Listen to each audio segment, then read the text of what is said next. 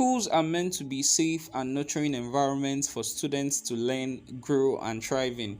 However, in the case of Chrisland School, that has not always been the reality. This particular school has been accused of various sexual crimes, including harassment, assault, and misconduct towards its students. The latest incident from the school that has caused a stir on the internet once again is the sudden death of 12-year-old Whitney Adeniran during the school's interhouse sports event.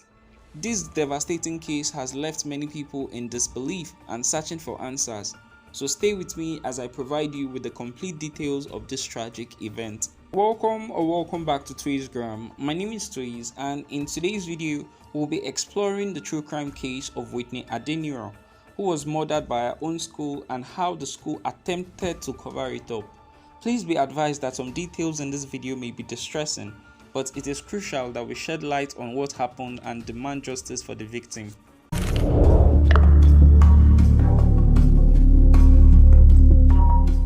Whitney Adeniran was a 12-year-old girl who was born on October 20, 2010 in Lagos, Nigeria, and was a student of Chrisland School, a school situated in Nigeria which was founded in October 1977 and has produced popular alumni such as MMA star Israel Adesanya and legendary dancer Kafi. On the 9th of February 2023, the school held its annual inter-house sport event, a day when students from different houses showcased their athletic skills. The event took place in Agege Stadium, and like most school events, students were expected to arrive early and rehearse before the actual start time of the occasion, and Chrisland wasn't any different. On this fateful day, students of Chrisland School, including Whitney, arrived at the location where the event was to be held. By the time the event started, parents, including Whitney's mother, were already present in the stadium, excited for the performances they were about to witness. According to Whitney's mom, the event began and different kids were performing in the match past, but Whitney was nowhere to be found. She became even more worried when every single house, including Whitney's own house, which is the greenhouse, marched past, but she was still missing. The kings and queens entourage of the interhouse sport also passed, yet Whitney was still nowhere to be found, even though she was supposed to be among them. As the event went on and Whitney still hadn't made an appearance, her mother's worry turned to panic. She made her way over to the school bus driver who was seated nearby and asked if he had seen her daughter. The driver confirmed that he had brought Whitney to the event and assured her that she was definitely in the stadium. When the match pass was over, Whitney's mom made her way to the other side of the stadium where the students were sitting. However, before she could cross, she noticed a bus speeding by. The sight of the bus only added to her growing anxiety, and she quickened her pace to reach the other side.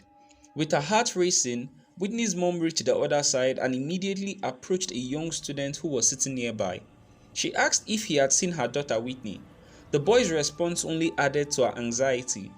He said that a girl named Whitney had fainted and that the school bus had rushed her to the hospital. Whitney's mom then showed the boy a photo of Whitney on her phone, hoping that he could confirm whether it was indeed her own Whitney who had fainted. I brought out my phone and I showed the boy her picture, and he said, "This is the girl that fell."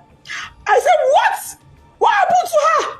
Why would my child fall? She hasn't done anything strenuous. She wasn't sick. She hasn't done any activity. What is going on?" A man who was standing nearby overheard her conversation and chimed in, explaining that Whitney had suddenly collapsed and he had been the one to pour water on her body. Whitney's mom then asked who had taken her daughter, and the man replied that it was a school bus. It was then it dawned on her that the bus that had sped by as she was crossing the stadium was the one that held her child. Filled with tension and fear, she left the student stand, and on her way, she encountered a staff member who reassured her that Whitney was fine and had been rushed to the hospital. She asked the staff the name of the hospital, but he didn't know. She then proceeded to ask the principal, who said the name was Agege Central Hospital. She imputed it on Google Maps, but it wasn't showing anything. She tried reconfirming the name from the principal since it wasn't popping up on Google Maps. The principal reassured her that it was correct and told her to just go out and ask around. She would definitely find the location. Whitney's mom drove out of the stadium. As she got to the gate, she asked the gate men about the location of the hospital. They all said they didn't know where it was. As she continued driving, she asked other random people who she met on the road, but received the same response. Frustrated, she called the principal again to explain her difficulty in finding the hospital. The principal reassured her that it was very close to the stadium and advised her to keep on asking for directions. Something inside Whitney's mom urged her to check the Agege Central Mosque, since it had a similar name to the said hospital. Luckily, just as she was nearing the mosque, she spotted the school bus parked by the roadside. She got out of the car and headed straight for the building where the bus was parked. To her surprise, it wasn't even a real hospital, but an immunization center. As she stepped into the immunization center, she met a woman and asked for the location of her child.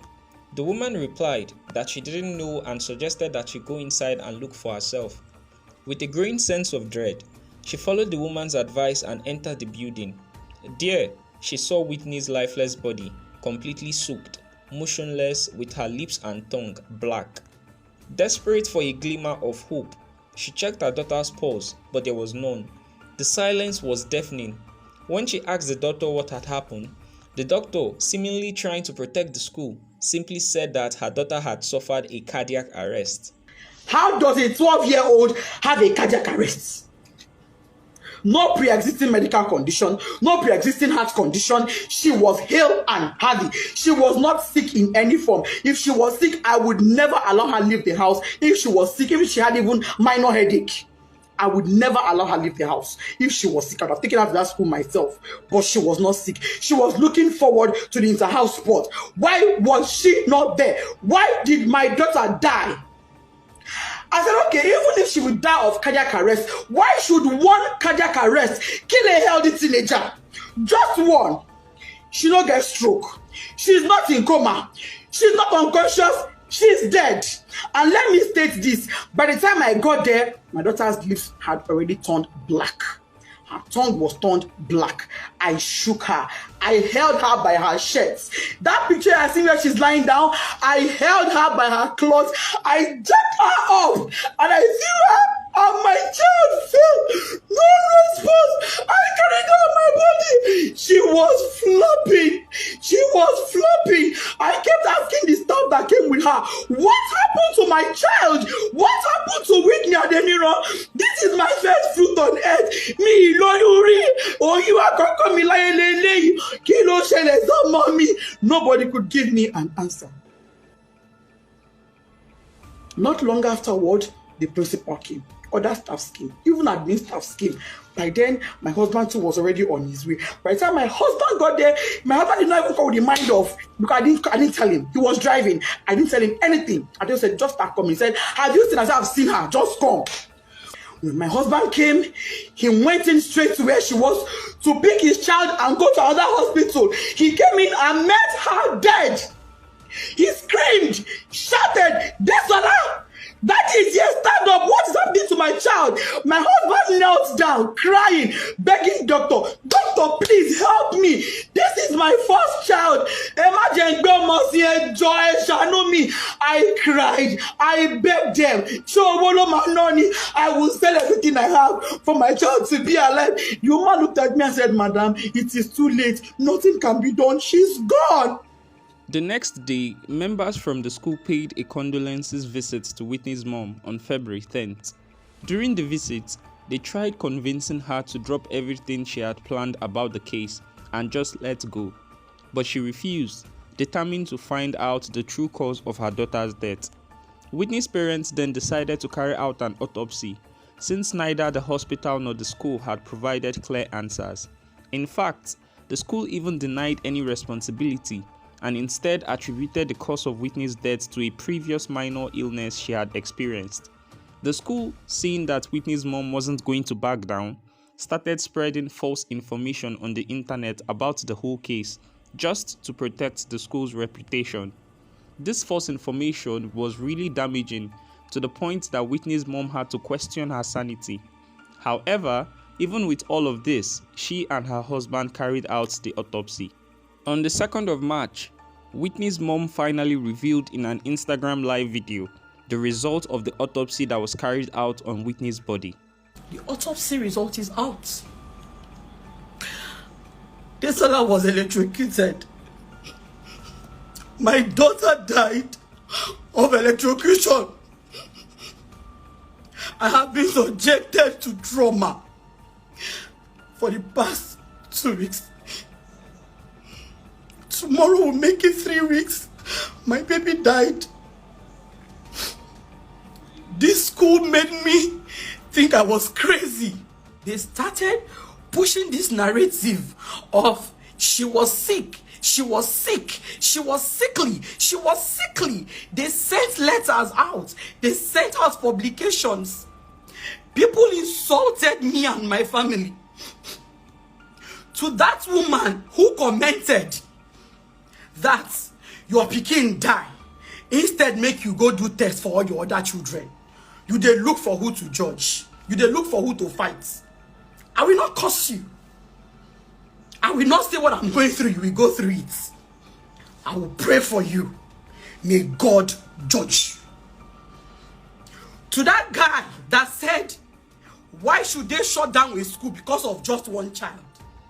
May God judge you. To everybody who kept pushing that narrative that Zomode Salami was a sick child, that I should go and do tests for my other children, that me and my husband should go and run tests if we are sick.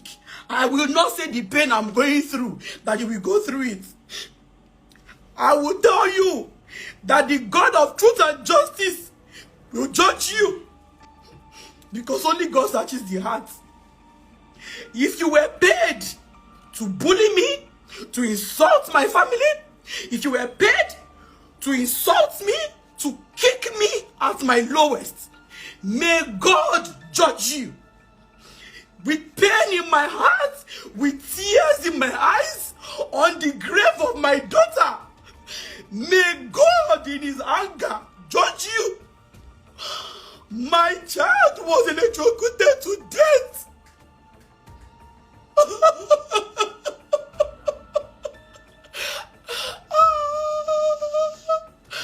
What this school did, I told them, I don't want trouble. I don't want trouble. All I want is answers. They came to my house. I knelt down. I begged. I pleaded. I said, Mrs. Amao, please. I don't know how autopsy is being done, but I have browsed it and the image is scary. Please. My daughter is already dead. Don't make me put her through that. They will butcher her. I beg you, in the name of God, you are a mother. Help me investigate and find out what happened. She said she doesn't know. They came to my house on Saturday, 2 days after she died. My husband told them, we have been hearing rumors of electrocution. Can you please help us investigate it?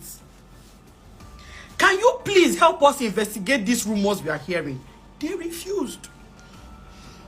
My daughter was for autopsy.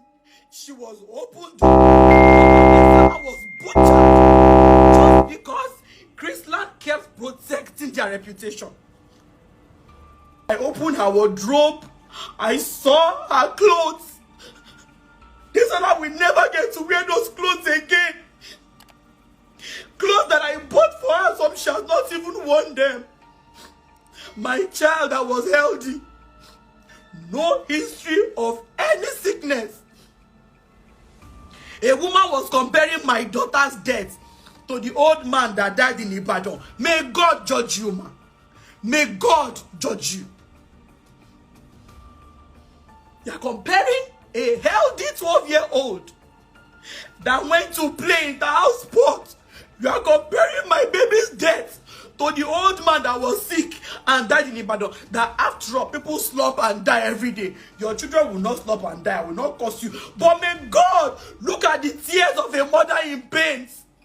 May God look at my 16 hours of labor pushing that girl out and judge each and every one of you who kicked me when I was down.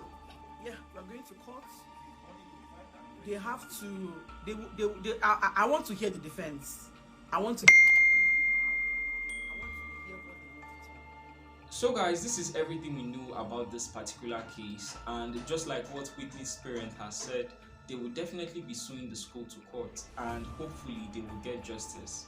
Now, whenever the court verdict gets publicized, I will keep you guys updated so that you guys will know the results that came out from the court or how the whole proceedings from the court went. But so far, this is everything we know about the story. Now guys, if you know you really enjoy my true crime story and you want to keep on seeing more videos from this channel, please support me by subscribing and also liking this video. I'll see you guys next time.